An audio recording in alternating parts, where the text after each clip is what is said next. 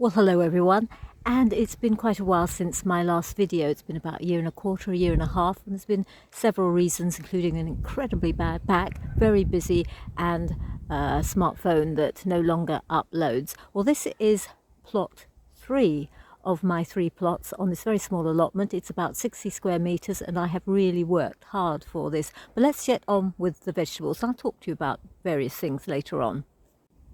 And there I have the first line of 2 lines of tomatoes, and they're going over now. Over there is Brandy Boy with the lovely leaves, the lovely potato leaves, and over here are my favourite Sun Gold. And this is the second line of tomatoes. Again, there's Brandy Boy over there, there's Tigerella here, and there's a new kid on the block, Burlesque, over there. And I'll show you some of these tomatoes in close-up later on. And at the end again, there is Sun Gold. And these are again the lovely Brandy Boys in close-up. They are really enormous. And then the Tigerella, which is not a very good tomato, but I've tried it out. You can grow it just so that it will look good in a salad, but it's not as stripy as it's meant to be. Over here you can see the birds have been at the tomatoes. It's the first time, I've not come across this before, but it could be due to the really hot sun that we've had, and they can't get enough water. And here, that new kid on the block, which again is being eaten, is Burlesque. And those little critters have been at this as well. Now here's some tomatoes close up. This is the lovely Brandy Boy. There's my favourite Sun Gold. And this is the Golden Sunrise, which is pretty tasteless. And I'll use that probably in passata. And then there's a lovely round uniform Burlesque.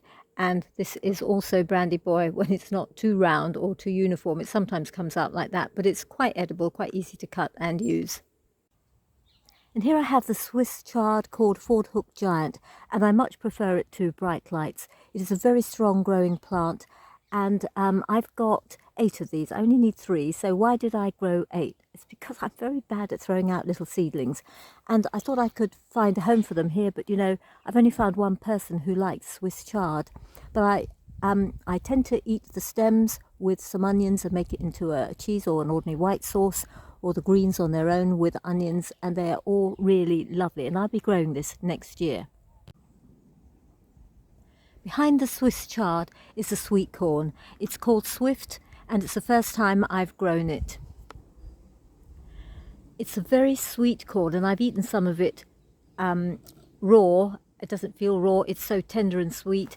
It really doesn't need much cooking, and I've had to put little bits of fleece around it to protect it. Someone once suggested I put socks around it, and that seems to work, because on the at Wisley, at the on their allotments, training allotments, several people have put socks around their cobs, and they're the ones that haven't been attacked by the little critters. And as you can see over there, I put down there, it has been eaten by possibly a rat, I'm not sure. And I've never been crazy about sweet corn. I can take it or leave it, but now I really like these.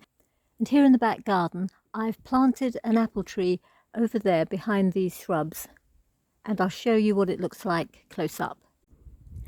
And close up, this is the apple tree called Red Falstaff, and yes, I've got an awful lot of weeding to do, but in a storm last November or so, it broke cleanly at this point here. Well, not that cleanly, had a little jagged bit which I cut off, and I didn't think it would grow again, and it didn't grow in March or April, the start of May or end of April, somewhere there. It got a couple of shoots, and I let one of them grow, and I would rub all the other little side shoots off until it got to a certain height, and then I have pinched out the top so that these shoots will come out and form little branches. And I hope that this will work, and it's probably a year or 2 behind what it would have been, but at least I haven't thrown it out, because these saplings, these little fruit trees, cost quite a bit, and this is on M26 rooting stock, so I hope I'll have a good apple tree in a couple of years' time. And here's where I grew a lot of wildflowers. They're going over now, but I also have on this plot my new sapling of scrumptious apple tree grown on M26 rooting stock, and yet I've had to put the plastic bags around them because the birds have been at them again, and they are Look like quite a good apple. I've tasted a couple of them. I had about 5 or 6 on this plant. I didn't want any more because it's too small a plant to support them. And over here is the carrot, and that is a lovely plant, and it was worthwhile growing it. It was just some old carrots from last year stuck in the ground, but I will be pulling that up now because I'm going to have another sapling round here. It'll be a plum or a gauge on VDA 1, whatever that is, dwarf rooting stock. And there I have the verbascum.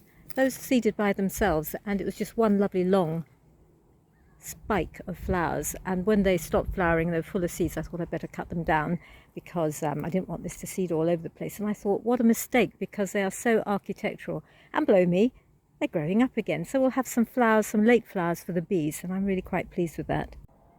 And here are the Market Moor cucumbers. They've taken their sweet time to come through, but they are doing really well, and I'll take that one. There's one you can't see too well there. I'll take that one as well. And there's another one coming up over there, a little one. And on this side, late as ever, I'm growing celeriac, which I don't think is going to come to much. Last year I grew about 30 of them. Yeah, I know I couldn't throw them away. And so I was eating celeriac and leek soup and celeriac soup, and finally in January they got a bit mouldy, but I'm not so sure I'll have as much this year. And over here are the cylindra beetroots, and they've been nibbled as well. Strange things. I think I should be harvesting some of these as well. And here at the end of plot 1 are the, well, it's the end of the boysenberries, and it's been such a good year for berries, and I've cropped about 12-14 pounds of these berries, a little at a time, and eaten a lot as well, and made a good lot of jam with them. And just there's the end of the purple loosestrife, a lovely plant. And I've also on the other side got the loganberries. The loganberries were a good crop as well, not as much as the boysenberries, but not a lot went towards jam making because I ate most of them, but never mind. I've already cut down the old stems and I'll be putting up the new stems. And I thought maybe I'd overdone getting all these turnbuckles, keep forgetting the word, on each of these wires, but it's absolutely necessary because they really do, this wire really does stretch. And what I'll be doing is to loosen this, undo that bit over there, unwind it, pull it tight, and then come back and tighten this again. Well, the dahlias have done particularly well this year, and among them are a couple of new ones such as Emery Paul, a dinner plate variety, my old favourite Spartacus, and you can't see Penhill watermelon because it's flowered, but there are some more buds coming up, and so I am really pleased with them. They don't last very long in a vase, so I've tried all the different ways of either putting sugar in or searing the ends, but it's still lovely to have them in the house. And I'm trying growing yacon for the first time, and I'm hoping I like it. I expected it to grow really tall, but I didn't expect it would take up that much space. But the leaves will die down in sort of November, and then I can dig it up and see how it's doing. And I really do hope I like this root, in which case I'll grow it again. And over on this side I've got the spring onions. This is Guardsman. I'm not sure they'll be ready before winter, but if they're not, they'll be ready by next March. Well, next to the apple tree, the hibiscus mosquitoes just come out. They're absolutely brilliant and really enormous. And yes, I do like big blousy flowers as well as small delicate flowers.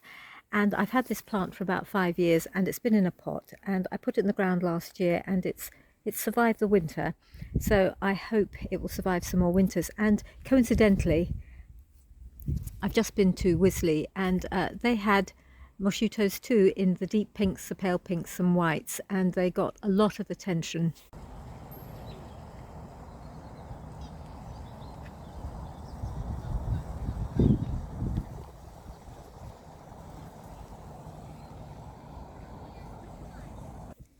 Well, I hope you've enjoyed this video. Take care everyone, and I'll see you soon.